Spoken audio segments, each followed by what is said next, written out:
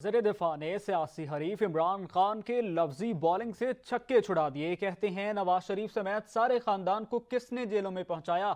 मरियम नवाज वालिद को मिलने गई तो नैब ने गिरफ्तार कर लिया। एक शख्स कहता है मेरा नैब पर कंट्रोल नहीं था। आजकल सियासी जंग का मैदान सोशल मीडिया है। सोशल मीडिया पर गाली की नहीं, सियासी जंग लड़नी चाहिए। हम साफ सुथरी सियासत के अमीन, कभी गालम गलोच की सियासत नहीं की। हमने सियासी जंग सियासी रिवायात और वकार और इज्जत के साथ लड़नी है।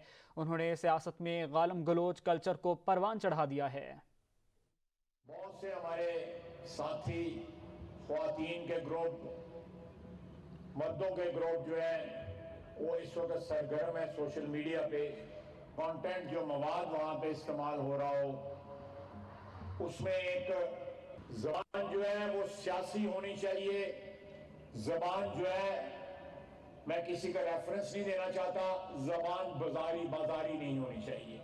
हमने ये सियासी जंग जो है वकार और इज्जत के साथ, जिस तरह सियासत की रवायात होती हैं, एक सेहतमंद सियासत की रवायात होती हैं, उन रवायात के मुताबिक ये जंग लड़नी है।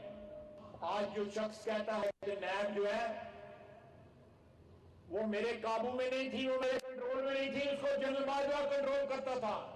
सियासी विक्टिमाइजेशन की आखिरी हदें भी जो है हमारे मुखालिफिन ने क्रॉस कर ली।